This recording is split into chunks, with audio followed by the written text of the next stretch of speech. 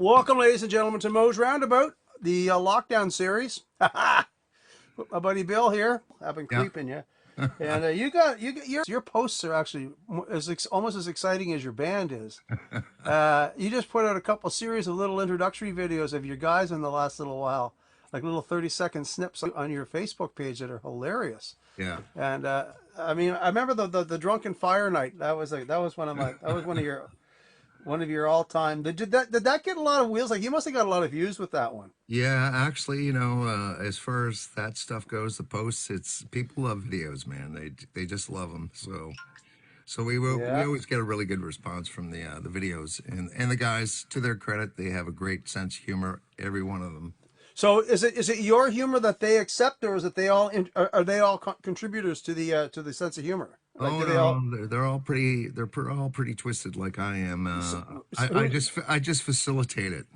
Okay, so who designs the concept of it? Is that your brainchild, or is everybody like geared up so they can all send little videos to you? Or how does that work? Yeah, they're all geared up, so I'll send a suggestion out, and so the boys will send it back, and then I'll put it into. I use iMovie to put the clips together, Right on. and so yeah, so that's basically kind of how we do it. And then lately, I've become really fascinated with this app called Reface, Okay. and that Yes. That's what you guys did. I'll tell you, the Terminator one was awesome with Rob. That was awesome. Folks, listen. If you guys haven't seen Ruck, go to Ruckus's Facebook page. You could get lost in there for a couple hours probably, and never ever, and time would just fly by. You yeah. guys are do really neat stuff. Well, Super cool. you got to keep the presence out there, especially these COVID Yeah. days when it's hard to Yeah. get live clips out and. I enjoy live streaming. I really do. And Mhm. that's not really your forte. You don't do a lot of live streaming, a couple little snippets and all that. But what you guys are really good at creating is content. Yeah. And your content is good, and whether it has to do with playing in a band or telling a joke around the fire or whatever you do, you got a lot of personality. I laugh every time you post something on your Facebook. It's like, I mean, I got your sense of humor right down. I love it. But do you guys have a YouTube page? I have a Bill Hellewell page. That's where I've been posting, some of my stuff, but also the band stuff. But I Right. never branched out. We did. I mean, we have our stuff up on YouTube through Yeah. me, and also on. I've got some stuff on Reverb Nation, but Yeah. it's Is that mostly. ruckus stuff, or is that stuff from your band? Is that your solo stuff? What would that all be? Yeah, it's my solo stuff. It's my solo stuff, and then when I started Doghouse a couple of years ago, I made a page for Doghouse as well. So Doghouse being your studio? yeah, yeah, Yeah, yeah. yeah. Okay, Two cool. Schnauzer Studio, Doghouse Productions, I like that. and anyway, so I've got some content up there from some guys that I've been working with. Johnny Pitino out of Windsor. Life, lovely. Uh, yeah, a good country singer and songwriter. So Johnny and I have been doing a few things that I've been putting up there, and we've both been trying to kind of feel out the online thing and streaming and iTunes and all that. I'm gonna play one of your tunes that you forwarded me, and we'll chat about it. But you got some solo stuff here. You've got some stuff that you did with your band, and we'll talk about. I'll start off with the band because how many years ago was that band together? Southern Justice. Yeah. Let's see. Southern Justice. We started in I think it was '96, and Okay. we went to about 2002, and we recorded two albums. The first one was called Southern Exposure, which was an EP that we did for. This was right around the time that '98, when the NSCMA was around, Right. and they had so they had the awards and the show and industry people, and so we recorded the CD at SoundPro with Kevin McMichael produced it. JP Arsenault engineered it, and it was at Reg McMichael's studio. So we did like 5 tunes or whatever. Yeah. No, you're lucky you had some good hands on that. Oh yeah, no, Kevin was a it was wonderful great. guy, right? And the thing that it was a great experience and great guys to work with for sure. Yeah. Yeah, well, I mean, I'll tell you, it sounds really good here. What I'm gonna do is I know we can sit and look at one another and smile and give hand signals, but I'm gonna play a little something there that you forwarded me, and I think you probably know which one. I mean, you probably had an order. You said you had an order that you wanted to do them in, but I kind of like this song. The one Bits and Pieces, I think we're called. Oh Yeah, yeah, yeah, yeah, yeah, yeah, yeah. I like that one. Can I put it on? Yeah, go for it. It was a song that Just give me a thumbs up if you can hear it. I'll mute down and we'll give it a go.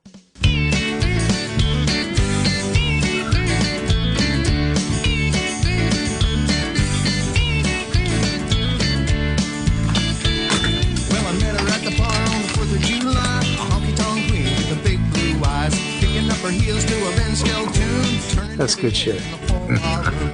Told my friends gonna win her heart. So down, son, to tear you apart, break your heart, but you can't see. Bits and pieces is all she'll leave. Bits and pieces is all she'll leave. I didn't pay them any mind, I was already Yeah. hooked. I moved a little closer, got a better look. Next thing I knew, she had me out on the floor. The only thing I knew was that I wanted more. Told my friends, gonna win her heart. This is so down, son, to tear you apart, break your heart, but you can't see. Bits and pieces is all she'll leave. Bits and pieces is all she'll leave. Well, bits and pieces is all she leaves. Spider's web is what she leaves. Bits and pieces of a broken heart, that's all she leaves. Bits and pieces. In the wake of her, I became a dancing fool. By the end of the week, she had a brand new jewel. Said, I know a preacher who could tie the knot for $100 bill. He do it on the spot. Told my friends, gonna win her heart. This is so down, son, to tear you apart, break your heart, but you can't see. Bits and pieces is all she'll leave. Bits and pieces is all she'll leave. Well, bits and pieces is all she leaves. Spider's web is what she leaves. Bits and pieces of a broken heart, that's all she leaves. Bits and pieces.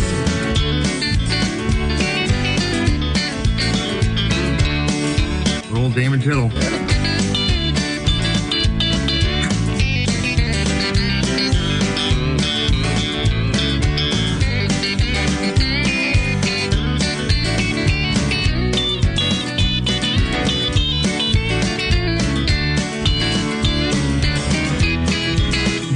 Yeah. Took my ring and she took my heart with a wiggle and a giggle, headed back to the bar. Last time I saw her, had a brand new man, a naive fool in a promised land. Told his friends, gonna win her heart. This is so down, son, she'll tear you apart, break your heart, but you can't see. Bits and pieces is all she'll leave. On tune.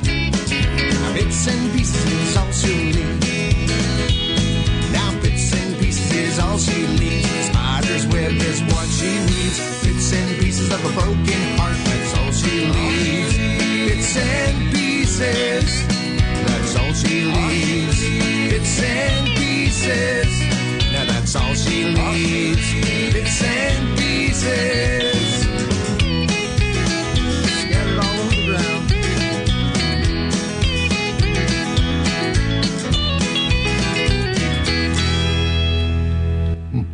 Bits and Pieces. Man, that's awesome, brother. That's a great tune, man. But so, yes, how many songs did you guys record in that project? Well, like I said, we did 2 albums. We did an EP. It was like 5 songs. So that's And then quite a boatload of tunes you did with them. And then in 2000, we released a self-produced album called The Drifter. And we incorporated the original 5 songs that we did with the EP, and we added another, whatever that was, 7 new tunes, new original tunes sort of thing. And I'm proud of it. We never marketed it really. We just went with the selling off the stage thing, and we sold probably 500 units or whatever. That's good. That's good numbers. Did you guys go for any funding, like for recording the stuff, any factor grants or anything like that, or was it all out of pocket and worked hard and took gig money to pay for it and the old-fashioned way? And well, back in '93, Water, folks. which is when I recorded 2,000 Miles Away and Sometimes Roses Have Thorn. That was through a factor grant. It was New Talent. That's good. Like it's a great organization, and it gave me the seed money to go into a pro studio like Solar and go and record.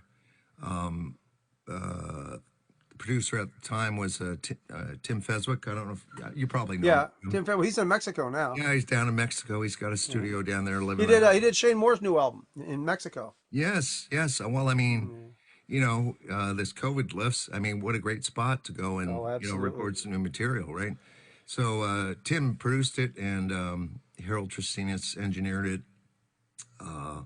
and that's where Bobby Gerard played on it, Mark Raven, Yeah. who else? Brendan Hall was on pedal steel. Great Paul, musicians there, man. Paul Duguay. Yeah, That's great, where I first met Paul Duguay. fabulous musicians you got going on. Yeah, and it was a Yeah. real good experience. You were saying that the song not having a fiddle or anything like that. Mhm. Personally, well, right now today I sent an email out to Scotland because I'm working on a song right now, and because this is interesting. I don't normally do this, but I'm going to do this myself. I'm going to play you a track that's not done yet. Yeah, It's half recorded. I'll explain where we're at so far. This is even so. A lot of the people see me play the song week after week with my guitar. yeah, Well, they're going to see now. They're going to see where this song is going. This is actually pretty awesome. cool. So this song here it's called "Bring Me Down." I started my concert with it the other night for Joshua. I play the song an awful lot, Yeah, but I laid down the bed track and I did some acoustic work, and I got Mike Campbell. He's yeah, playing fiddle on it, yeah. and Mike, the yeah, bro. I got Sean Kilbride to do the drums on it, and this is all new. Like sending tracks around, like with trying to keep Yeah, things in sync and all that. And my system's clunky. My files were clunky, and Sean did a good job hooking up into them, and he kind of showed me he kind of educated me a little bit for future endeavors. He did a cool. great job on the drums anyway. And one thing I learned real fast is when you're not in the room with somebody, it's a little difficult if you don't have that upfront discussion or looking somebody in the eye. So you kind of have to go back and forth a little bit. And Yeah, the guys there's that are a little more pre-production that needs to and the happen. guys that are really good at this, they know how to do it. Especially that's why it's very important for them to work on a grid. Yeah, Because if I send it back, say, listen, there's this one segment where I don't, well, he goes, no problem. He can tweak it a little bit, like add a couple beats, and he go click, click, click, and he can put it in. He can send it back without having to do the entire project again. sure. Yeah, So what we got right now is a bed track with the acoustic, with the drums, and I got Jeff Barrett to do the bass on it. We sent that back several times, and now I'm waiting to hear back from my buddy in Scotland to lay down a mandolin track on it. But anyway, what I'm going to do is I'm going to play my tune because no one's actually heard where it sits at in the studio yet. the world And premiere, folks, yeah, so right I think I'm here going to on get, Moe's Roundabout. and this is called Bring Me Get ready. Down. So check it out. There we go. Check it out, folks. Bring Me Here we Down. go.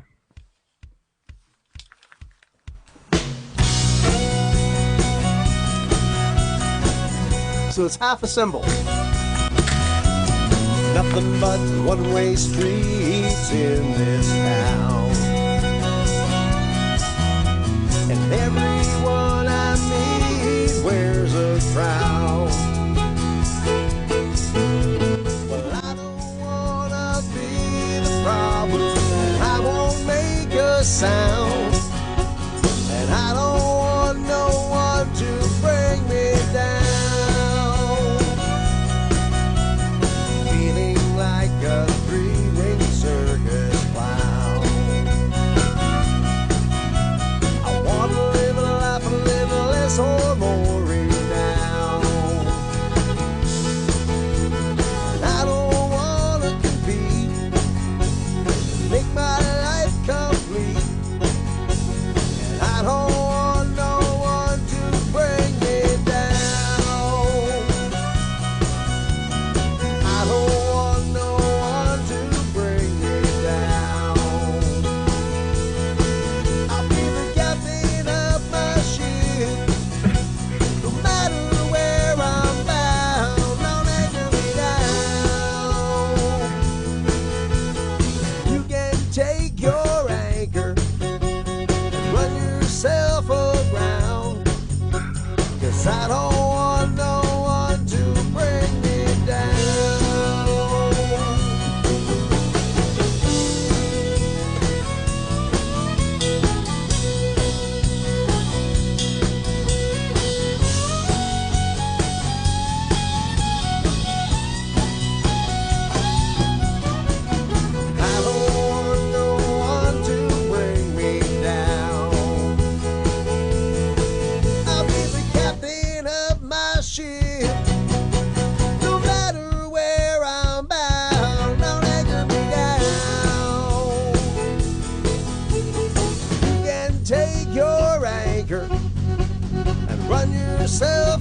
ground. 'Cause I don't want no one to bring me down. I don't want no one to bring me down. I'll be the captain of my ship, no matter where I'm bound. And I don't want no one to bring me down. There we go. That's great, man. Actually, I do recognize that tune. I've seen you do this before. Oh, I do it. I do it almost every show. But it's And just kind of neat hearing a half a yeah, studio version made of yeah, it, yeah, right? yeah, yeah. No, So that's you, great, man. so you see where it's going anyway. So It's yeah, no, it's quite a process, though. It's not like the old days where you sit in a room together. Like I have some songs that I did major pieces of it, but yeah, that what you just heard, not one person, not one more than one person was ever in the room. I did the acoustic guitar track to a click drum, yeah, click track, yeah, and then and then I sent it to Mike. I sent it to. Oh, it's just, hey man, it's getting done. It's slow. The yeah. It's go down. time consuming. Yeah, we're gonna talk about like the pandemic was a hell of a time to try to do anything like this, and some people are really doing well at it. A lot of studios closed right down, started opening up again, and then here Yeah, we are in this third wave and the lockdown. And I mean, I can't have anybody in here. I push the boundaries. I never did anything illegal. We had like under like 3 or 4 people here at sure, any yeah, one time. You know, the right number. So it's good for contact tracing. The only problem is it's just that yeah, I got exposure, right? You know, I mean, and we didn't know, and we all had to go through the whole process because of that. that's the And thing I think with this third wave is, which was different was, you know, this whole thing about not going outside your municipality, yeah, and so that one's been a tough one. this third wave, next thing you know, you get a couple of hundred people a day, and there's 20 people in the ICU, and there's 117 in the hospital. It doesn't take long before somebody knows somebody, and it really did make it real this time. So I hope we're over to, which kind of leads me to the next thing.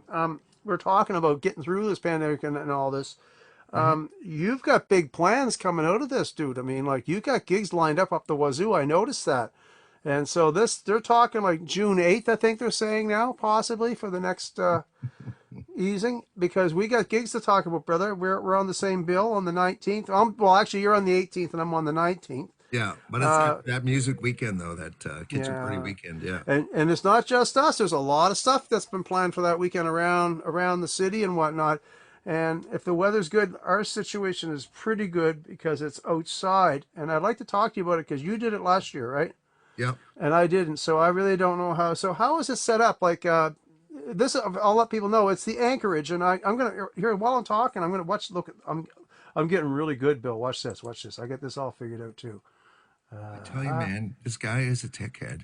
There you go. He There's the little plays humble, but like he's like yeah. Mr. IT guy. There, look at that, right over my face, so you can't There see we me now. go. There we go. There. See this right here, right? Okay, right.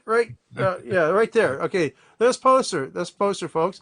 The kitchen party is June 18th and 19th, and it's at the Anchorage House and Cottages. Mhm. And Elaine Pink, there's the phone number, 902 192 455 2429. And there's all the information you need to do, folks, about this. I'll even blow it up so it's crazy.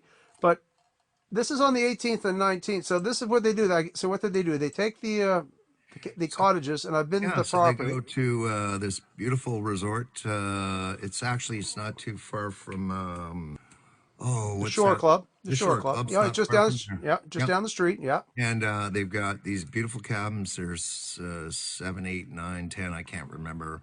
And then they have a bed and breakfast, like an inn with rooms. They have a pool. They have all the amenities, and it's a beautiful spot. And so what they do is they put up a big tent. You have lots of room on your own personal dance floor on your deck, Right. and dance your pants off. You know. But we got really excited when we heard it was that you were coming in on Saturday. Dan Dwarian's playing And with me too. yeah, we'll be in on Saturday to sort of keep. Well, we say will. We're just hoping, though, right? Like you say, that's one. That's like a little over a week away from the easing of the date. Yeah, So one can only hope. And the and food and liquor prices are pretty cheap too. they are. 'Cause it's BYOB. exactly. Yeah, absolutely. It's going to be a fun weekend. They're nice cottages. I've been there before. The Yeah. cottages are really nice. Yeah, I yeah. just hope that yeah, everything is hunky dory by then because Like we're all crossing our fingers, but I'm, that's only one gig. I mean, you I'm, Lori well, Little. Hi, Lori Little. The DAW that I'm using Reaper. Bill, what do you use for a DAW? I used for many many years Sonar Cakewalk, and Yeah, then I ditched it for Reaper. yeah. You're using Reaper too, are you? Yeah. I am now. Yep. Never had a And problem with it. I'll Never had tell a you problem with why. Because I bought the producer version of it. Yeah. Cakewalk, and then I upgraded to premium, and at the time they also said that if you upgrade, you'll never pay for an update again. All right.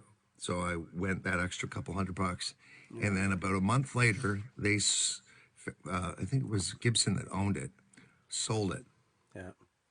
and then support Yeah. zero. Yeah. I've never even needed support with Reaper yet. I just never done anything wrong to me so far since I've had it, and I think it costs less than $100. That's Worth, nothing, you yeah, I know. think it's worth the ride, folks. I'm just saying. People that are out there cracking software and trying to get everything for free. I mean, you know what? I did that Yeah, years ago. I had all kinds of. I I still wasn't got. smart enough.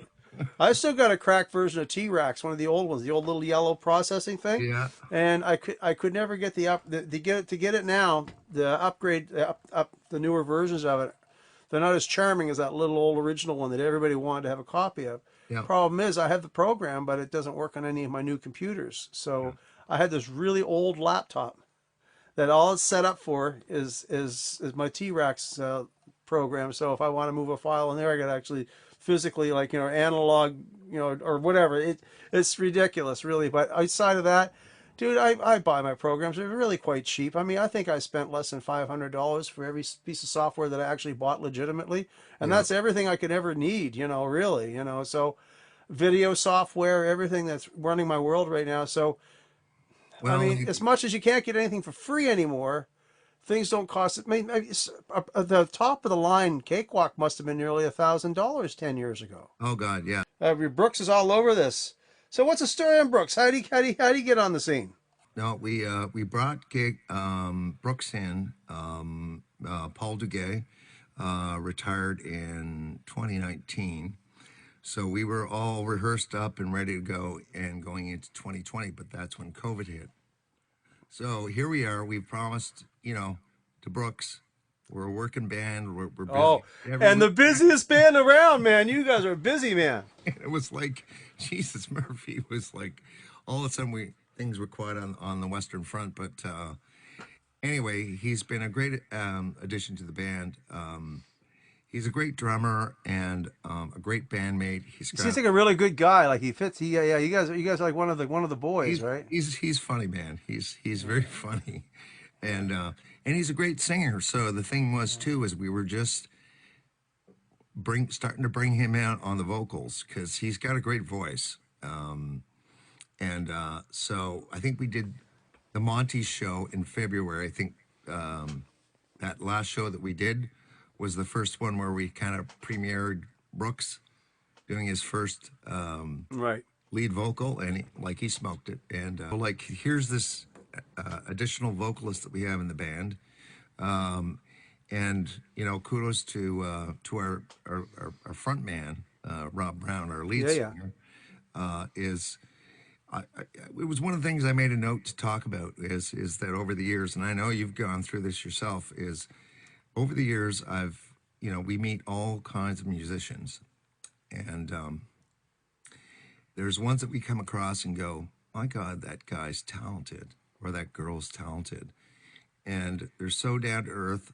I'd love to play with them someday, Yeah. you know, and Rob was always one of those guys. So not take anything away from him. He's our lead singer. He's our front man, and he's a hell of a vocalist. With Yeah. this crazy range. Like Rob's no stranger to danger, man. He's been singing great for a long time. Yeah, but he's not one of those. Well, I'm all that in a bag of chips. No, he's quite humble. Yeah. He's very humble. Yeah, he's very humble, and He's busy too. I mean, he's got the trio going with Dave Rockwell, and he's crazy busy. I mean, and that's good. I mean, I'm glad to see some of us, being he's younger. creative. He's younger than us, right? Yeah. I know. You know, I'm telling you though, Bill, I've never worked so hard my whole life as I'm working now at music. Well, And you I'm got, man. getting paid for it, but I mean, I'm just so driven. I got no choice. I feel right now with the pandemic, I think that's probably maybe burnout a little bit from it because there's just Sure, no, yeah. it doesn't let up. I wake up every day, like, what do I got to do now?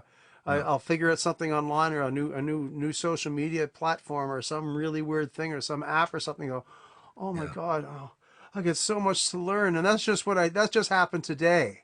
And tomorrow something else comes along, and it's just insanity trying to establish ourselves But online. that's why I've been thinking about this. Like I was thinking about this, getting ready to, because I knew last week we were going to get together, and I won't be bashful about it. I'm a fan of yours, and but when I was looking at what's the commonality between a lot of these longtime musicians that have been in the business for years that I respect and I look up to, and the biggest thing was so including yourself, Hal Bruce, Oh yeah, yeah. He's gonna do a show with me. Matt Minglewood, Oh yeah, you I know, work with Matt. Yeah, Sam Moon, love those guys. Bruce Guthrow, like different levels of success. But the thing is that I just the fact that you mentioned me in that same paragraph, I'm turning all shades of colors here, man. That's freaking. I'm flattered. well, you Uh, shouldn't because yeah, they were all, and you're all innovators, and you pivoted. I mean, that's the trendy word now: oh yeah, pivot, the pivot. Yeah, pivot, right? But yeah. And unprecedented times. There you go, Dave. you made a go of it, Yeah, and trying. Yeah, for guys yeah. like me, I had kids and Yeah. mortgages early and Oh, stuff, you. and so Oh, yeah, I yeah. did it at on a part-time basis, and Mm. I mean, although you've I always work, obviously you haven't really not been doing it. Maybe on a more casual scale, but you've never actually been out of the game. well, there was a stretch there for about 6 years with my first marriage where Okay. I sold all the gear and I Oh did all yeah, that, yeah. and Okay, look how old you are. What's we 6 years live, out of your lifetime, brother? we learn, right? It's like Yeah, no. yeah, Uh, I'm happy to say that my wife Gail is yeah. third time was a charm, and Yeah. Hey, she's excellent, excellent. Yeah, she's been in my corner ever since we got together like that's wonderful. 11, 12 years ago, and Yeah. Do you guys share the studio? She go upstairs and you go down, or something like that? How does that absolutely work? when we built this. Yeah, So my house is very small. When I bought yeah. my I have house, the smallest house in Windsor Junction. well, we'd be competing, man, because this is the Beautiful. smallest house and smallest You'd lot. still be a millionaire if you lived in Toronto, though. That's true. And the funny thing about that was when I was calling around to get a mortgage, one of the first people I had talked to, because nobody is in person anymore, I was talking to Yeah. some dude with the ING in Toronto, and he's like, "Okay, give me the particulars about the property, right?" So, and he was like, "How big's the lot?" And I'm like, "Well, it's only 60 by 100." He's like, "Wow, that's a big lot." I was like, "Maybe in Toronto it is, man, but It's like still, yeah, remember Jerry D, the commercial. He wasn't really famous yet as an actor, yeah, comedian. But remember that commercial, that banking commercial, so we took our $1 million and we went to Toronto, or blah blah blah, and yes, then they're on the deck and they're looking over the highway. Look at the view. He goes. See the garden we just put in the planter box, right? It's like, stay in Nova Scotia where $1 million goes. What $1 million shows. Funny, but yeah, it's just crazy. I mean, yeah, but yeah, no, it's good. You got a little shed. Dave Carroll has a little studio out in his back, like yeah, a detached building. You know what I mean? yeah, It's his little studio. yeah, Uh, little stuff Kevin around. Mullins, Yeah, Keith Mullins, yeah, Keith yeah, Mullins, he just built one. up his place, It yeah, looks great. Yeah, it looks great. His is built. So a lot of these guys, I'm in the garage. It's no longer a garage, and it'll never be a garage again. But yeah. when I bought this house, I actually bought the garage, and they threw the house in on the deal because the house should have been supposed to be torn down. And I thought, well, if I tear the house down, I got no place to live, and I need to work in the garage. So I Well, see, rebuilt the house. that's how I ended up in Stewiacke because I mean I always planned on retiring to like small town Nova Scotia, Someplace you can afford to live. but it was it was the first place that I always joke around and say it was the first place that I found that I didn't want to bulldoze. Yeah. Anyway, so Jeff Boning's watching too. Hey, These Jeff, guys, man, I admire all these guys so much. He's a another talented man. wicked songwriter. Yeah, he did a great job yesterday on the concert we were all involved with, and Yeah, he played a lovely song. Jeff, that song yeah. you did about your stepdaughter was absolutely amazing. I don't know how he does it. He calls them homemade songs, and I call them works of art. And he just has such a natural gift, and I don't know why he never got famous yet. Still one But of the best bartenders I ever worked with. and then on top of that, he's one of the best bartenders around. So and I saw him back when he started doing all that back at my son's place, and that's how Well, far back. Well, that's where we know him from. You know him from there yeah. too. Yeah, Yeah. well, the thing about that was when I met Jeff, like I say, he was always the quickest guy to throw out his bic to light your smoke back in the day, folks, when we could smoke. But I had no idea until years later that he was that talented. The But you see, bastard. do you remember he had those little pieces of paper behind the bar, and he'd be writing little notes and stuff, and all the paper like little just be Yeah, yeah. poetry and notes and stuff I was had no idea whatever that's was what he was whatever was doing. coming out. Yeah, and he had all these pieces of paper, and the writing would go like this, and he'd find I thought they were and drink he was mixes. I don't know what and he was just saying, oh, I'm just saving notes, and then there you are. He's got a body of work, and I'm proud of him, and I want him on the show one of these times too. He's very busy. But that's the whole idea of doing this roundabout since I started. I'm just trying to get to know all my friends, and I want to keep the village together. Yeah. And like I've done shows already with people that I didn't know very well, and now I've got relationships with them, and I know their strengths, and I know what they can do, and we can work together later on, or I just know something funny about them that I never knew before, and it was worth getting together for an hour on a live stream to figure it out, and whatever. And at that point, can I say something? I just want to sort of interject a little bit, but I know you can relate to this. And so, if there are any Rucksters out there watching tonight, I'm so grateful to be part of Ruckus, and we've had such a great following over the years. But I can't say enough about the folks that support us and Yeah. folks that support you Yeah.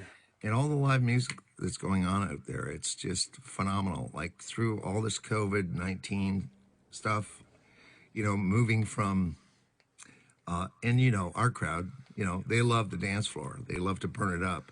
And it was like they even transitioned from that to actually putting their butts in the chairs and chair dancing, until this is all over. So, it's just been incredible. And, it's, You guys are definitely one of the most popular bands in the city. I mean, there's not really there's you guys, and then there's quite a big gap between you and number two. Even what I mean, you guys really are the king of the hill when it comes to playing the bars right now. well, I don't know about that, but I do know that they're great people. And that, the funny thing is when I moved here in 1980, young man, 19. From where?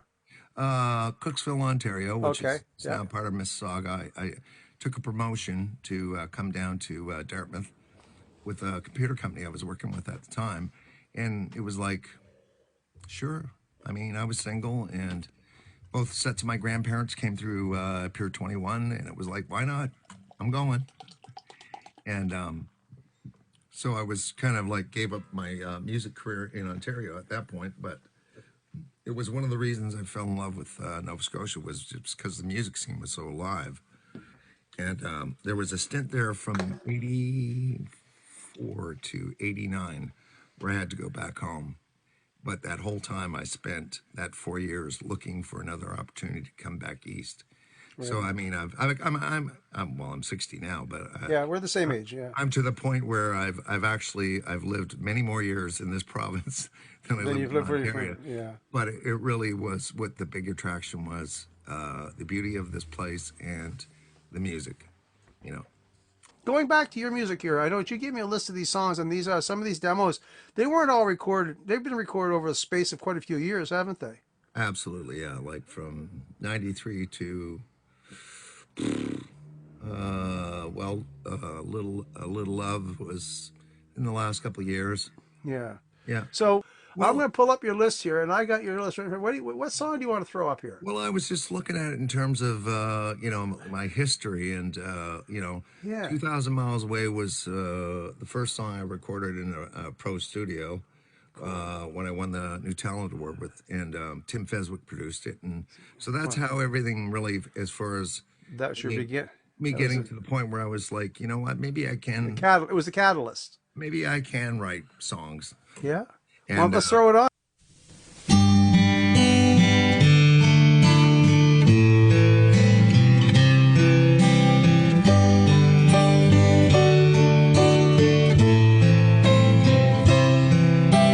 2,000 miles away, the sun comes up again. A brand new day begins without you. And I can't believe that I just let you slip away. I couldn't find the words to say to make you change your mind. I couldn't see the subtle change in you, or realize the hurt I put you through. I just kept on going my own way. It was my downfall and brought me here today. And 2,000 miles away, a newborn baby cries. He's got his daddy's eyes, but he'll never know me, 'cause I burned my bridges. Well, there's no way back to here. Been too much pain and tears, and the river's too wide. So now I'll have to pay the price. Without you here in my life, your love for me is dead and gone. I'm left here alone to carry on.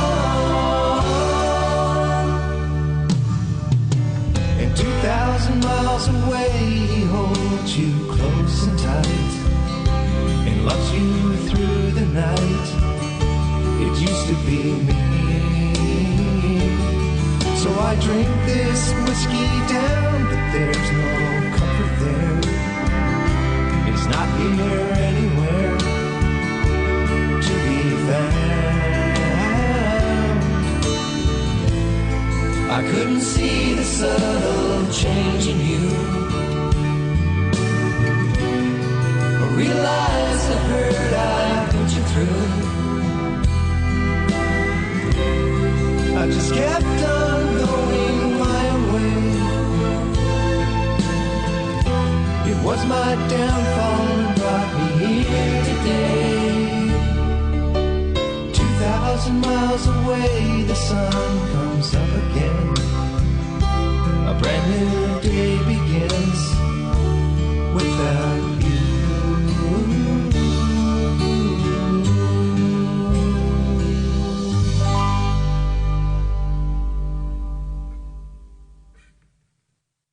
Right on, brother. That's good stuff, man. Great stuff. Great stuff.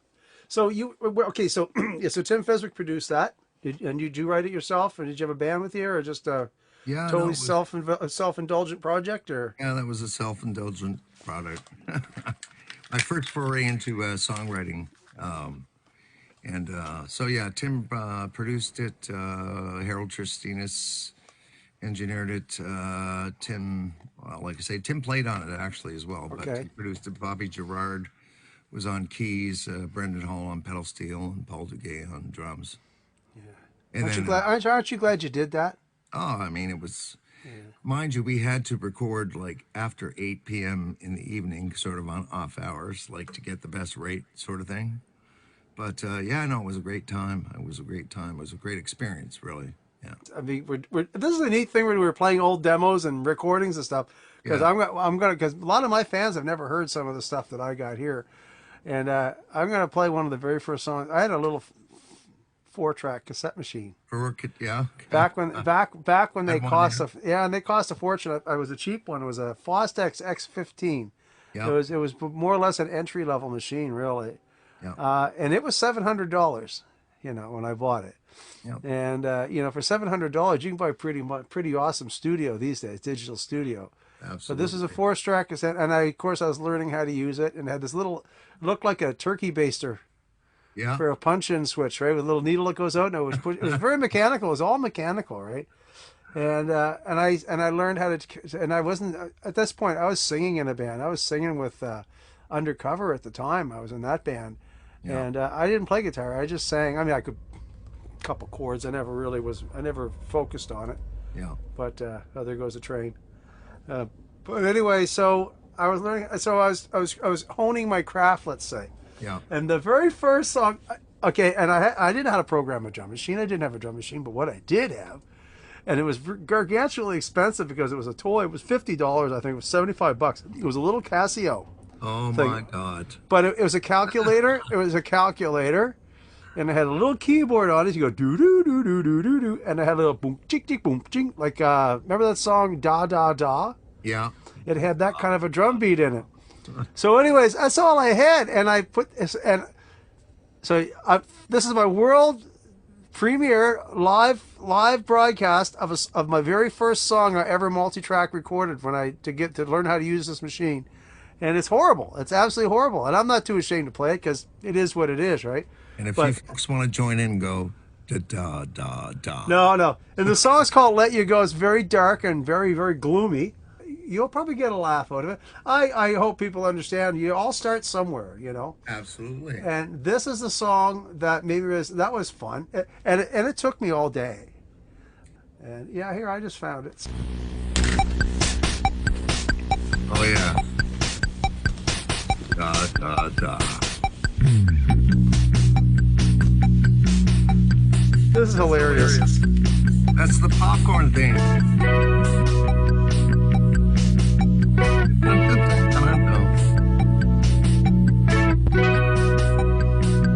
Shut up.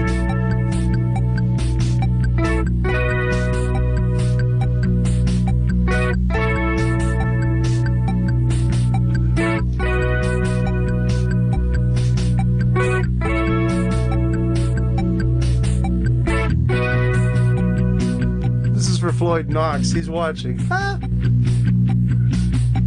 I woke up today feeling far and away. I gotta let you go. I stumbled around, hardly touching the ground. I gotta let you go. The music is fine, and so was the wine. Don't wanna let you know. The odds that I play are getting higher today. I gotta let you go. I gotta let you go. I gotta let you go. I gotta let you go. Love takes its toll. A rock gotta roll. I gotta let you go.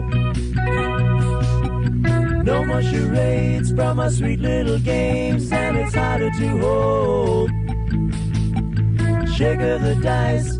We only live twice. I'm getting ready to roll. Gotta let you go. Gotta let you go. Gotta let you go. Love takes its toll. A rock gotta roll. I gotta let you go. And it ain't fair. I make it inside, but I can't help myself. I can't run and hide, and it ain't fair, but it has to be. But I can't help myself. I've gotta be set free. I've gotta be set free.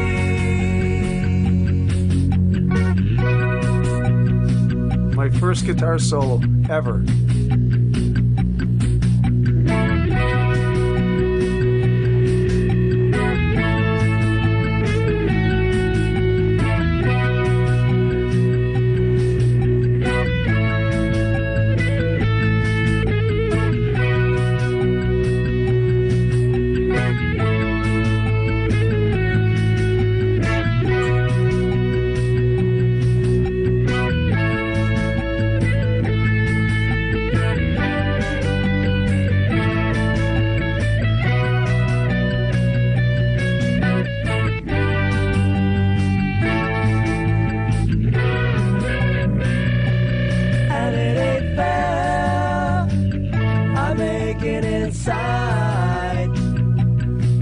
I can't help myself. I can't run and hide, and it ain't fair, and it has to be, but I can't help myself.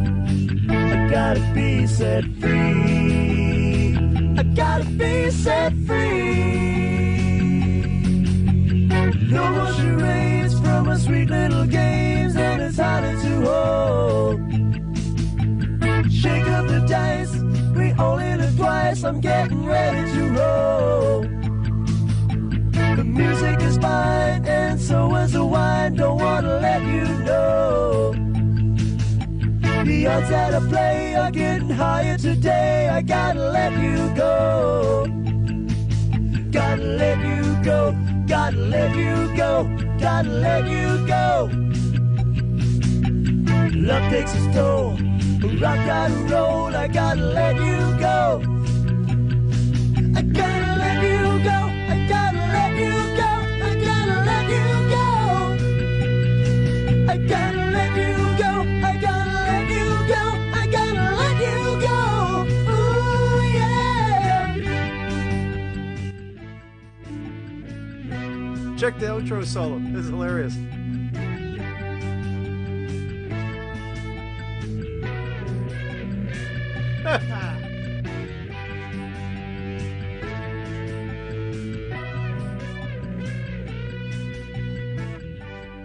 You know, folks, that's funny because I haven't heard that in years anyway. But I always kept it tucked away. That was Because I awesome, figured man. someday, somebody will embarrass me. They'll find it, so you can't. Because I put it out there first, folks.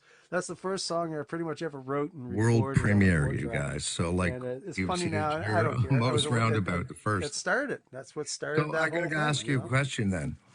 So, like, you've got some of you've got some of those old gems from days gone by. They're very important to keep around. Absolutely. I mean, there's some stuff that I had from some of the bands that I was with in the 70s, and I've got nothing from it, which is, I kind of wish I had because we didn't really talk about that, but like the first two bands that I played with in Ontario were first one was a Portuguese wedding band for 4 years, and it was the greatest place to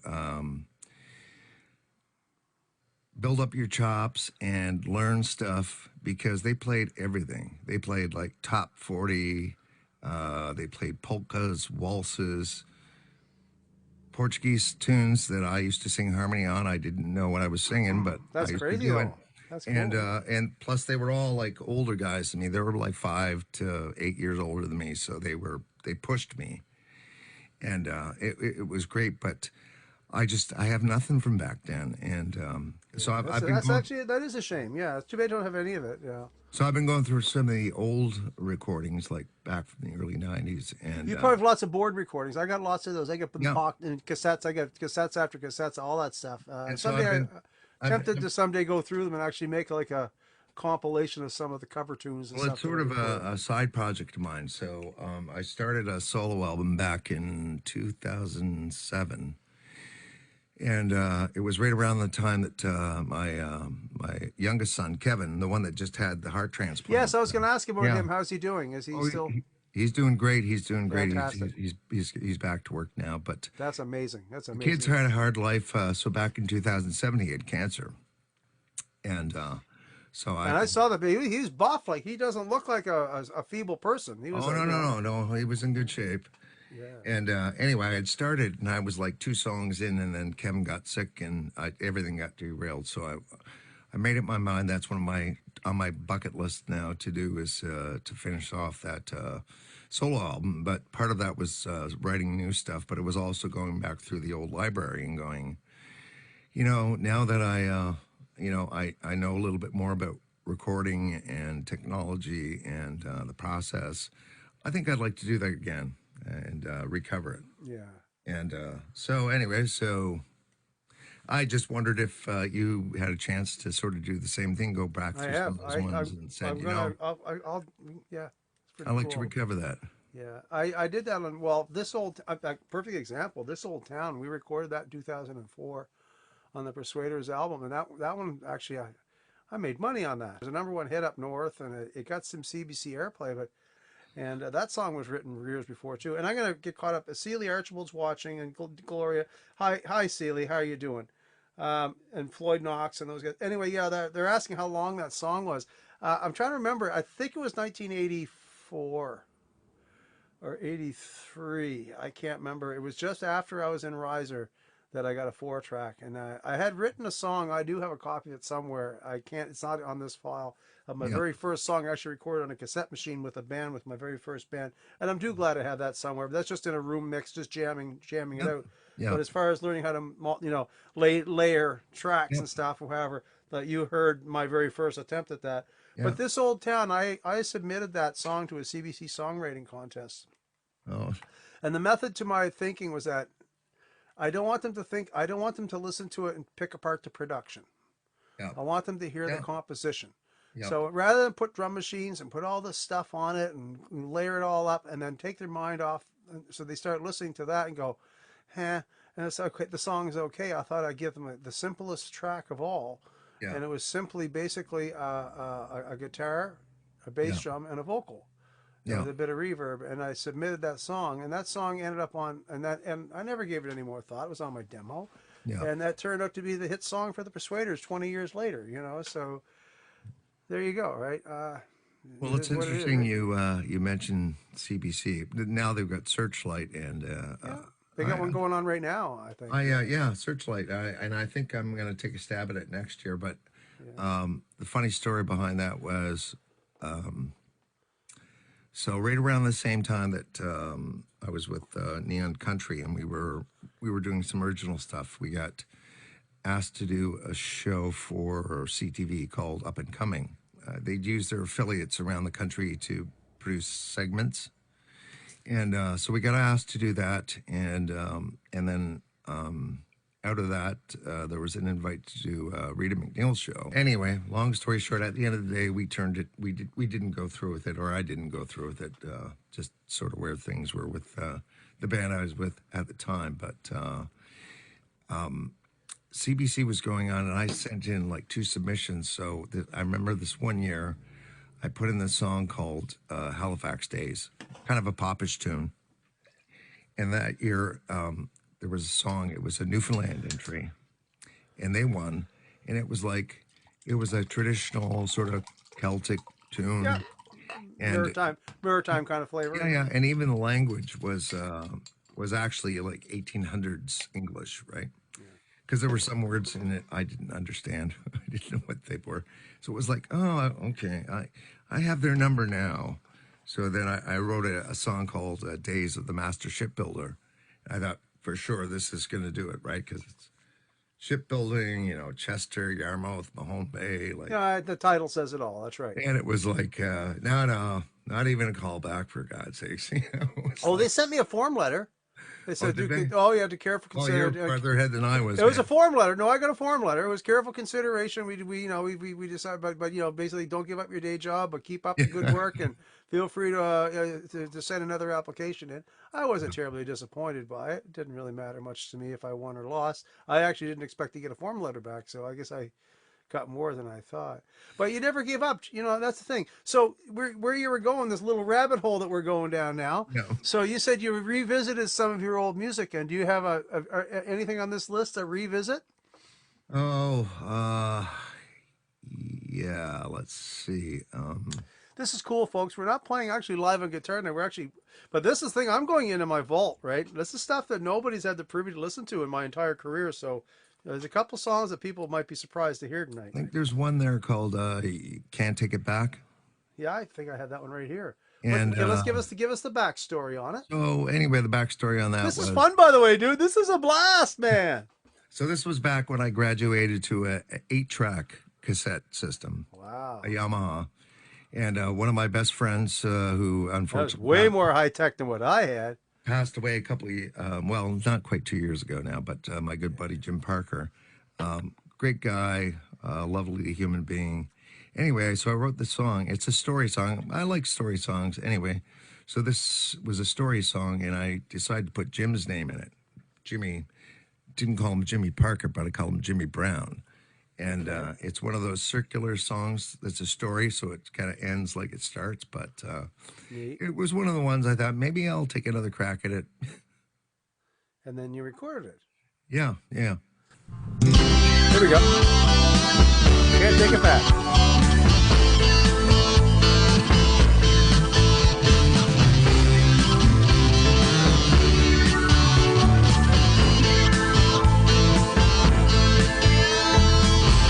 Jimmy came from the poor part of town. They called him trailer trash. Yeah, they put him down. A quiet kid, they never left him alone. Why they kept it up, guess I'll never know. You can't take it back. No, you can't take it back.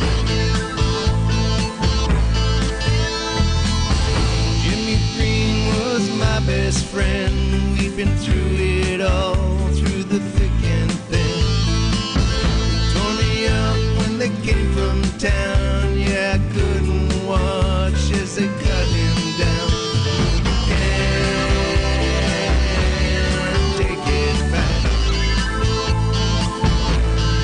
No, you can't take it back.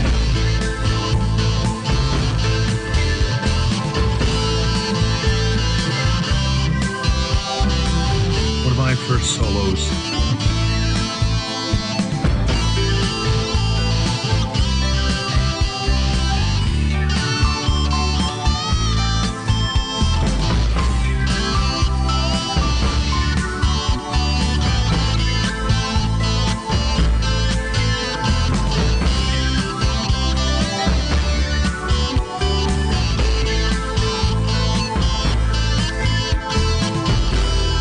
Goes around, comes around, they say. Pray I live long enough to see that day. When it comes, will it be bittersweet?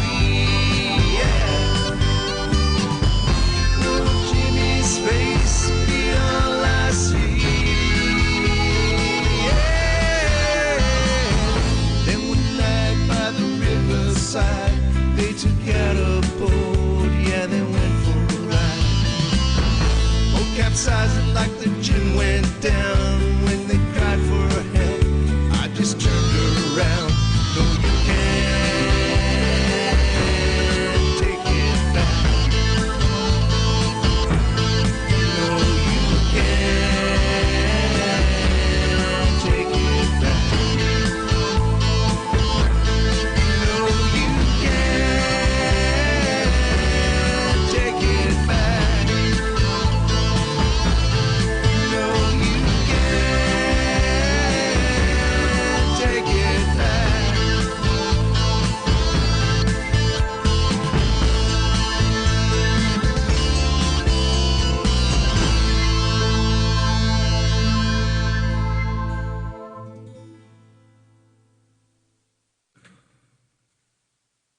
Right on, brother.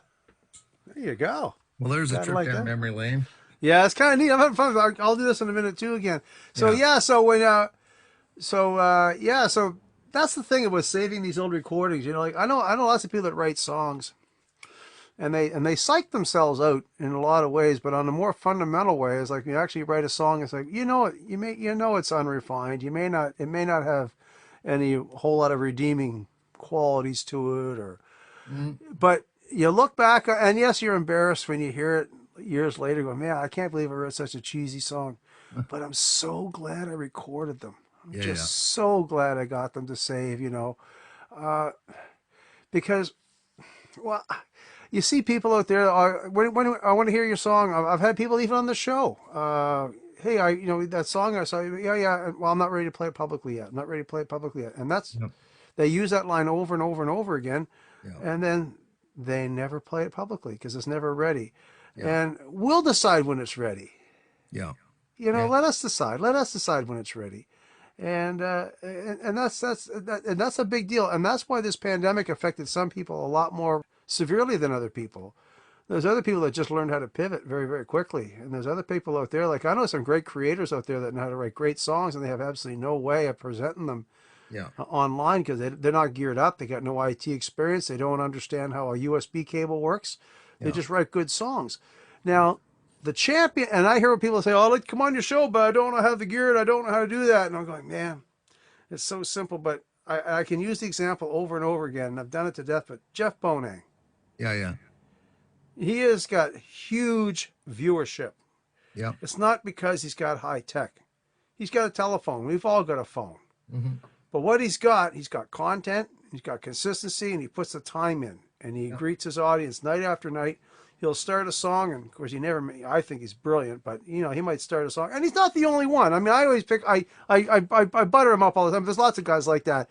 But the thing is like He's a good example for but sure. even if you tank out a song or you do a song, you don't really know what you're doing and you bugger it up. I saw Paul Brushett the other night doing a live stream, and I hope he doesn't mind, but he did a song by Lobo. He did Me and You and a Dog Named Boo.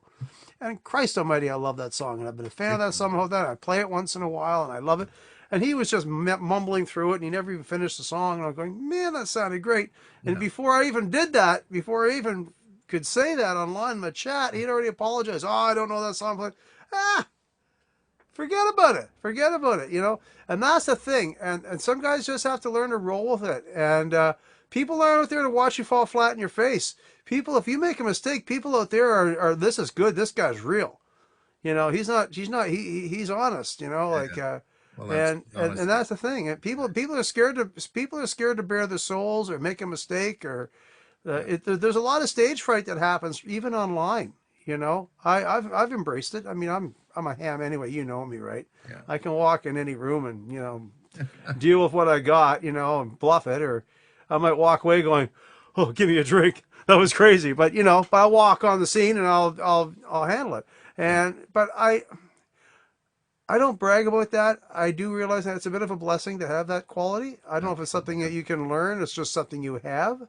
I don't I know. think you can learn it, but I think it's one of those things that it's the more that you do it, Yeah. like anything, the better you get at it. And that's always been my shortfall is that actually the only reason I'm doing this, to be honest with you, is because it's a Zoom meeting and it's just all I see is me and you. Yeah, yeah.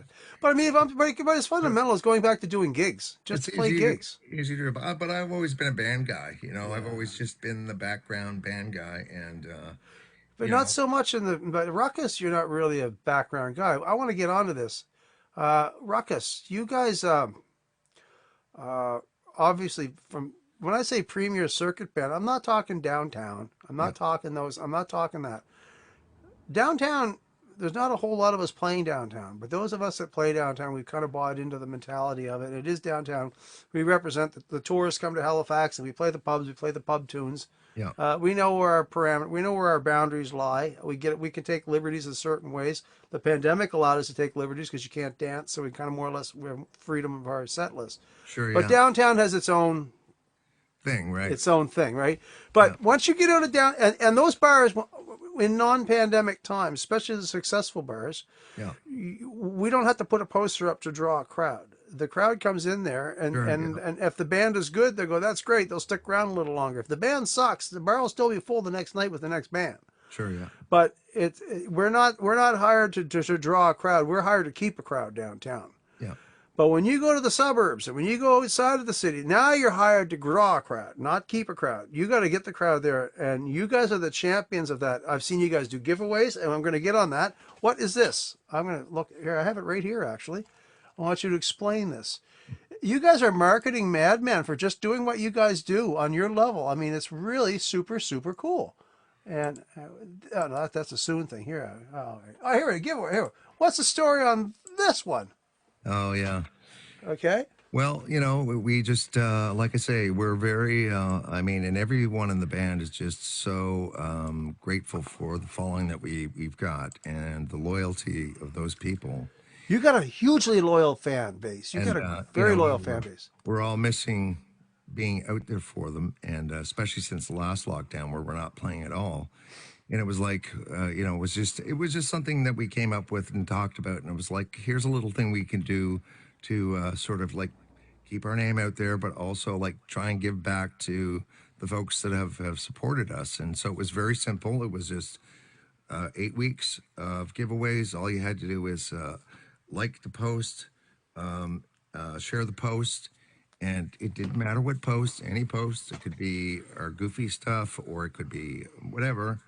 And then we just sort of added their names. That became an entry, and then I used good old Google Sheet, the formula there for random number Yeah. generation, and every week I'd run it and go, okay, what numbers? Oh, okay, well that's so and so. You got tickets to for table 4, or you got a T-shirt, or you got Yeah. a T-shirt and a CD or whatever, right? That's brilliant. But you've been doing this for years. I mean, this is something new for you guys. I've been following you guys. I mean, I have my mask. You guys have masks. You guys have merch. You got always had merch. Always had a really good, an excellent way of communicating with your audience. I mean, you guys were selling out bars before the pandemic, when bands weren't selling out bars, and I know that you guys had a run there. I think you sold out like 11 or 12 straight shows at the Newfoundland Club. Yeah. I mean, you guys, there's just like a lot of bands. So it's like, I mean, the Shameless sell the pack bars and all that. We have our hit and miss crowds. We pack the Shore Club, but we play if we play the same places that you would play, and we can't fill those bars. You have a special connection with your audience, and obviously your set list is very versatile too. Well, I that's mean, one thing. I I remember mean, you guys used to play the Perfect Pour. yeah, And I came in there the one time when Craig was in there, when Craig Rude was playing with you guys, yeah. and to come see him play one night, and I just couldn't believe how many people all knew your set list. Like, you have a big following. Yeah. The Persuaders had that about many years ago when we were, at one point, we had a cool little Let thing me going. tell you a little funny story about Craig. Okay, so we've had some Cool. we've had some great players in the And band, he's one of them. Yeah. and he's absolutely one of them. So Craig was our original lead guitar player, like for the first 3 years. Anyway, Craig. I mean, the guy's a fabulous lead guitar player. He's got these crazy chops, and he's one of the guys that I've always respected too. Because one of the things I loved about Craig was he had monster chops, but he never finished learning. He was always Still learning. the guy was taking jazz lessons down in the valley somewhere. It was Yeah. like, Ken Davidson. Yeah. yeah. I mean, and anyway, so, but like he's got monster chops, and so I remember this one time we're coming up with tunes, and the only rule that we had with Ruckus is it's got to be a dance tune. So it can be like from the 50s to today. It could be blues, country, pop. It doesn't matter. It's got to be a dance tune. It's got to put their asses on the floor. And so one of the this one time we were getting some tunes ready, and one of them was Tony, Orlando, and Don, Knock Three Times. And so that was on our learn list for the next rehearsal. And we got to rehearsal, and so we're going through the new tunes, and then we get to Knock Three Times, and Craig's like, I didn't learn that. I thought you guys were just joking. Yeah. But he did learn it anyway. And Oh, well, he could have faked it, for that matter. Like, oh he's yeah. that. Yeah, yeah. But But he's no, he's a great player. I've done some work with him. I still jam with him. He came to Costa Rica with us last year. Actually, he was part of the band. Yeah, it was pretty right neat. on. Yeah, he's recorded on one of the songs that I have. I don't know if I'll play it tonight, but "Go Down Swinging," my COVID song. It's half recorded, similar to that one we played earlier. Was that the And one I you got were doing out at Andy's? at Or? Andy's. Yes, I got Yeah, Andy, okay. Ian O'Donnell. I got Craig Rude, Lee Fleming Smith on Hammond organ. Awesome. Yeah. And and John Campbell John's got some guitar work on it that he did later on, Doesn't and that a doesn't message over. Andy have a B3 there? Hey, does he ever? Yeah, and he's got a perfectly working B3, Yeah. and I put him in contact with Leith, and of course now Leith knows everything about B3 organs. Leith is the guy, and Yeah. him and Andrew never knew each other. They heard about one, but they never met. So Okay. we pulled them in the studio to do the show and to do the gig or do the song, and we all got together, and I put Leith and Andrew together, and Leith is going like, this is a beauty. There's not one missing key, there's not one missing reed. Everything is the way. And Andrew's very proud of how that's set up. It's set up. It's like new. Yeah. And it's a mid-70s Hammond organ. It's a mid-60s Leslie. Yeah. And but everything is just primo. And the recording session went great. So now I think, and Leith, I mean, like, I had a deal worked out with him on the side, but like in his mind, he was happy just to do it, just to know that there's another B3 and close by that plays like that. And here's Andy, who's like, dude, when I need a guy playing an organ, I'm calling you on speed dial, right? So because so it was kind of neat. But yeah, so Craig was involved in that, and that's super cool. And so yeah, but you guys have been doing these contests and giveaways, and it's so brilliant because, in an age where it's so hard to keep people's attention, and I mean now it's a little different. COVID kind of changes the rules a little bit, and how we come out of it is going to be a litmus test. But Yeah. before it went in, you guys were top dog outside of downtown, and no anybody. I remember one of the last gigs I played was over at Doolittle's. That was the last Persuaders show before the lockdown, and I remember we were trying to do a rebook. We didn't see this coming yet, and he says, I can't give you anything until I get Ruckus looked after. You know what I mean? Like, Ruckus is top dog around here. I said, oh, absolutely. And you guys were actually selling out at that point, and which is great. But you guys work really hard for that by doing stuff like this, giveaways and having merch, and which is you see where this is going, eh? Yeah. So now we're into the pandemic. So anyway, we're in lockdown. It's 2020. And of course, Porta Peak happens. Yeah. And I was doing a live stream that day. I was just starting to do them. Leslie wasn't here. She was at home. Randy was home from sea. So when he came home to sea, she took her off and she had to go back. We were really concerned with bubbles back then. She had a couple of she had boarders in her house, so it was very tight. We had to keep. It was just really awful. But at the point was, I had this live stream that I had to do. I said every day I was going to do it. Yeah. And very early on, like I really counted on her to do these. She was really instrumental because I really didn't know what I was doing yet. Yeah. And she was the one that was. I'd say, how are we going to do this? And then she'd go, this is how we're going to do it, and she'd figure it out. And so she was great. We're a great team. Yeah. So she's not here. I'm getting ready. I set my sound check. I spent extra hours at it, and I'm trying to get set up. And of course, the news is coming on, and this is all happening and unfolding on the same day. Yeah. And by the time the show is getting ready to go, I got to get my shirt changed, and I'm all set up. The sound check's done, and I go in the house to get changed on my TV in my bedroom, and then at that point, the count was like 15, 16 people or whatever. I was like this is insanity, and I was blown away. And here I got to go do a live stream, and I think, well, screw the live stream. No one's going to be on the live stream. Everybody's watching TV, and this is crazy. Yeah. Maybe I'll go out and just tell everybody, I'll do it another time. And I was just at that point, and Yeah. I went to go live just to start the live thing, just to tell everybody I wasn't going to do it. And there was like 25, 30 people watching already. And I was going, wow, I got an audience. And I was saying, I don't really feel. And then people started posting, messaging, saying, please play, Yeah. I need something to take my mind off this. I've been doing this, like watching this all day, and that's when I really realized that was my first real experience at understanding how important music became to everybody in an instant. Yeah. That they just needed that next hour or so. That was less than an hour, maybe an hour, a little more than an hour I was on. Yeah. But that was a very important hour for everyone. Just that 1 hour, please just take my mind off it. And I was trying to keep my head in the game, and I had a hell of a time. It was one of the hardest gigs I've ever done in my life. Yeah. And then, It was really blowing up right then. and it really affected everybody very profoundly. Not just, I mean, obviously it's a tragedy, and it's the worst thing that ever happened in Nova Scotia, in the country, in fact, as it turned out. But, and then of course, we move on, and then everybody's trying to find ways of tribute. And I remember Natalie McMaster doing the tribute, playing the little fiddle clip that the girl did from Barstools and Band Talk. And this got really, really, really emotional. And everybody's trying to do stuff. And then you guys get this idea for a song. And in fact, I mean, the song is great. I'm definitely going to play it here in a few minutes. But before we do, and then the backstory is where I'd kind of like you to take it up from there, because I can't do any better than that. You got the details, and I think you should tell me the story behind the song. Yeah, so, we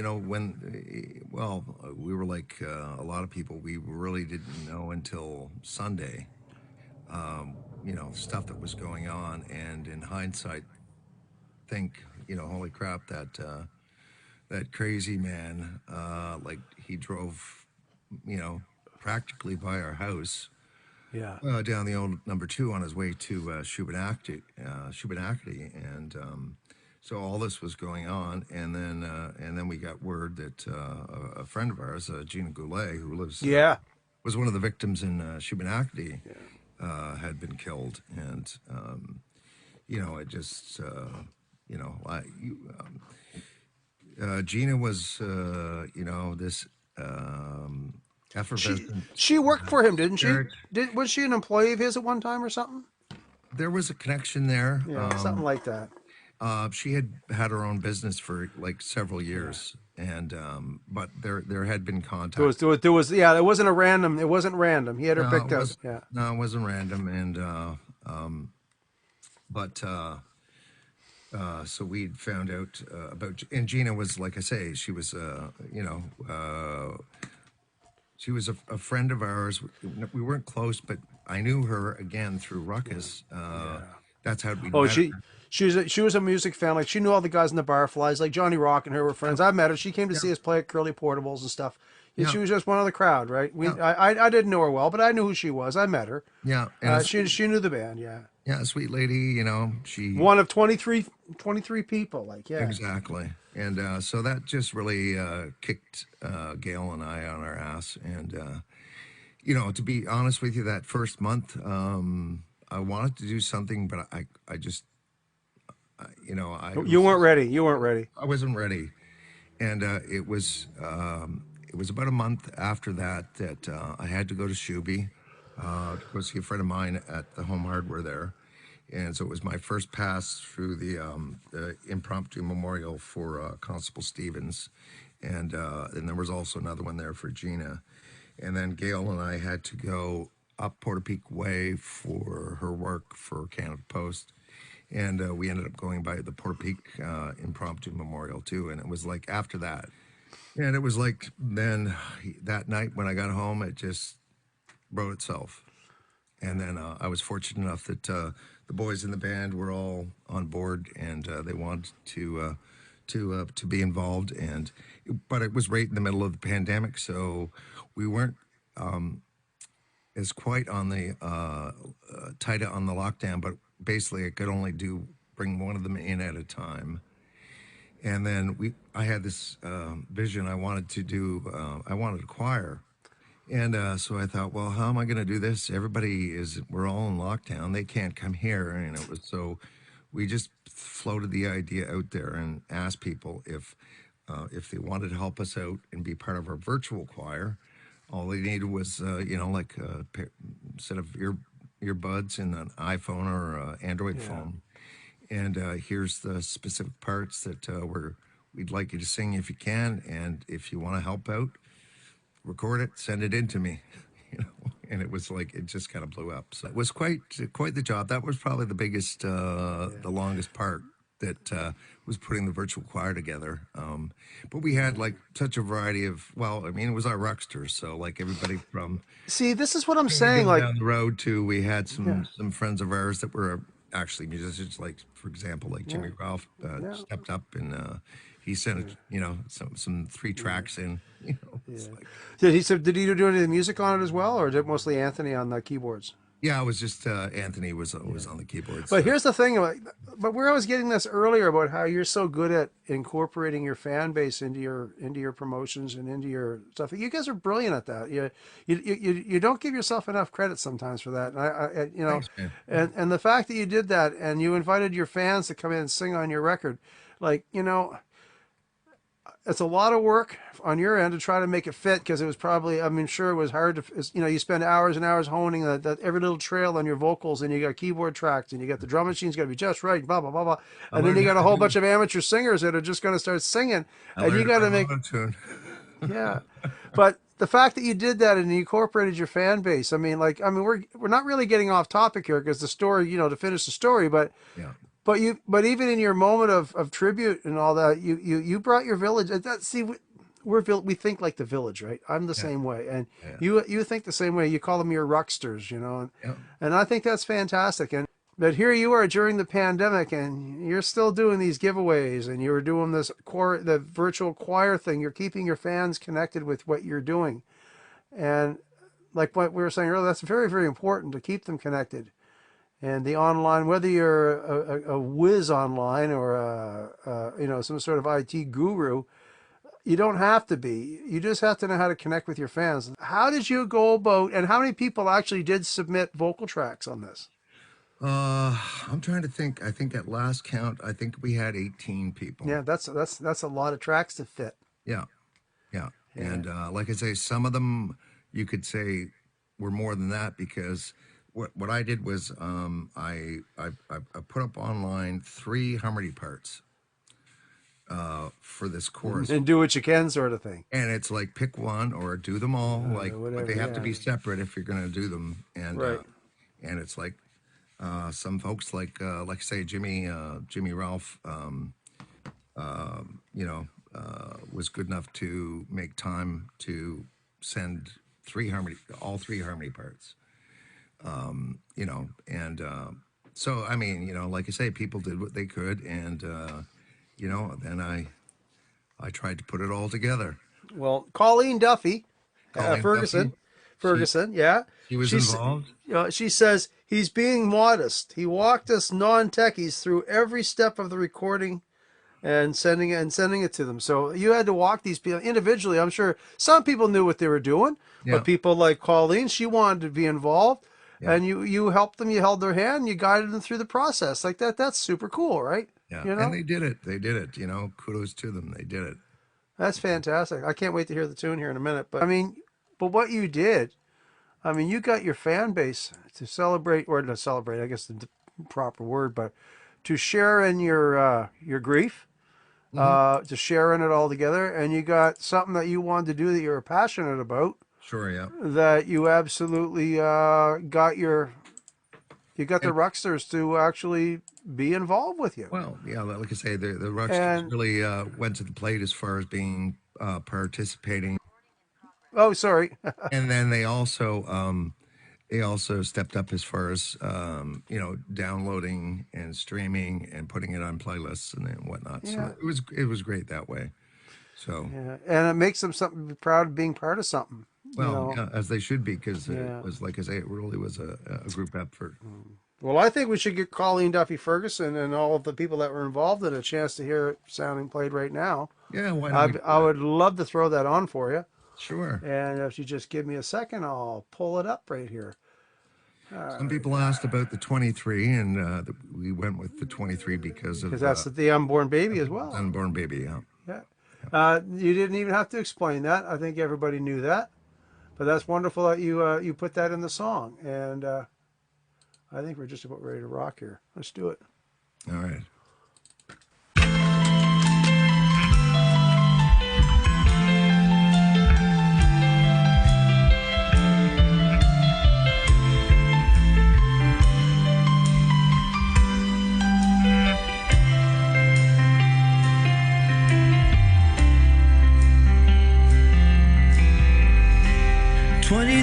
Candles laid on the ground,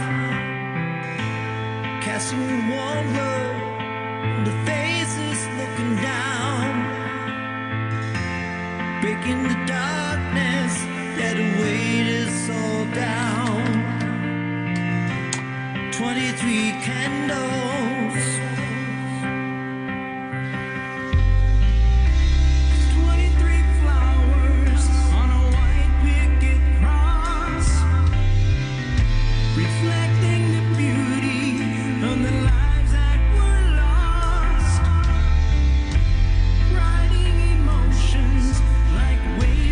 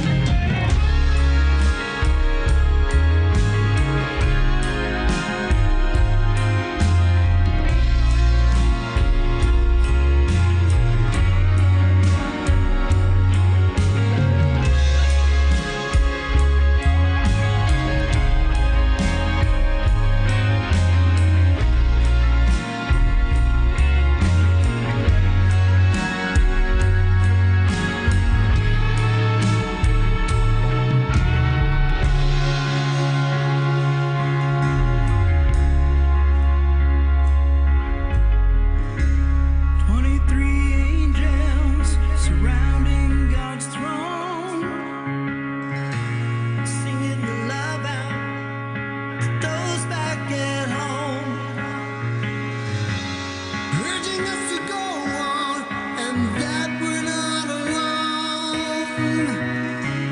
23 angels. We look toward the heavens, look for answers why. We know just how we feel, but can't find words to say why.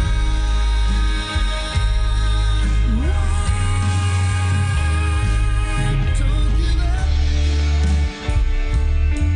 I know that it's hard. Don't give up.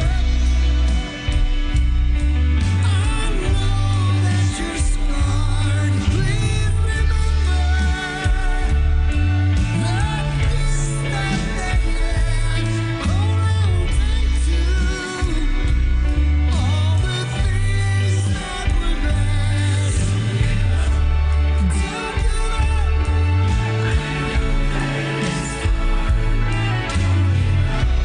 Don't give up.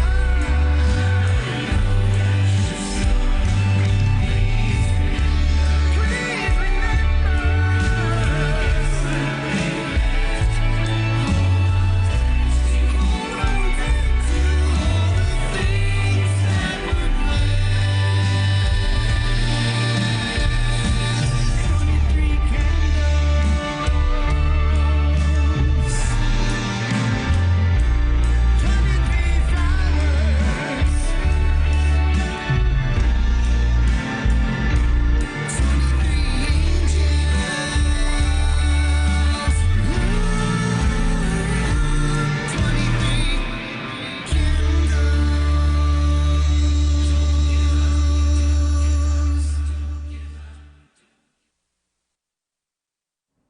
Wow. Man. Yeah, it's I'm pretty happy So- with so- how it turned out, and Does that still give you goosebumps? still does. Yeah, and I can't say enough about my bandmates too. Yeah. Have you ever played it live yet? I'm No, sure you had we- a lot to. You had requests, I bet, though. Yeah. Well, and- yeah. I mean, in all fairness, though, you probably played like since you produced that song and put it out there, you probably only played a matter of. Well, actually, you were pretty busy with the campground circuit. We did 4 gigs ourselves, but how many did you guys do? You did quite a few Oh, we probably did about 20 campgrounds last summer. Yeah. Geez, you were busy, way busier than we were. So there you go. I mean, even in a pandemic, you can't hold the ruckus band down. Yeah. It's a wonderful setup. Yeah, but you guys are tailor made for campgrounds. You play all the right songs. You pick the right crowd. You guys know how to start a party. You know how to talk to your audience. You guys got it. And I've been a fan of you guys. Just you guys know what you're doing, and the extra work you spend. I think that song. I mean, like I said, I don't want to beat it to death, but I mean, you took a song that you felt like you were compelled to write, but you had to find a way to include your fans, and that was a class act to do that, man. You include your fans in everything you do. Well, they're there for us. We gotta, You're a thing by the fire. I remember you doing your little videos. You do your drunken videos. You're for Ruxers, it's a Ruxers this, and that's fantastic. And and all the success to you, my friend. This has been a great night. I really enjoyed talking to you and getting to know you. On this level a little bit better. Sure, I never even picked up my guitar once tonight. And I don't give a shit. Yeah. I'm gonna watch I'm gonna watch the Leafs game in a few minutes here. Like I don't even know what the score is yet. I haven't even the TV's right here. I didn't want to turn it on. Maybe I'm scared to look. I don't know, but we'll see. But man, we're gonna have to call this off. Again. Yeah. Well, listen. Once we get past the pandemic and the lockdown, and I can actually start having people in my studio again, let's put together a little night. Bring one of the guys out, and maybe maybe you and Anthony the keyboard and whatever, or some small combo that we can fit in my stage in here, and we'll do a live roundabout when I get back into doing them. All right. Go look for a gig when this is all over. We'll be competing with a bunch of people who've only been playing guitar for 18 months, and they're better than you and me now. I know. Well, Yeah. And I welcome it. I smile every time I see a new. Absolutely. Bring it on. Bring it on. Absolutely. Yeah, it doesn't scare me in the least. I think that's wonderful. Someone's got to carry the flame, brother. That's right. Yeah. We're not getting younger. No, but I'll tell you, man, I'm gonna go watch the Maple Leafs kick some ass tonight. All right, me too. Okay. Have a great night. Thanks a All lot, right. man. Thanks, Ladies and Paul. gentlemen, thanks. Let's all thank Bill. Right on. All right. We'll talk to you, Ma. Stay in touch. Thanks. Take Good night. care.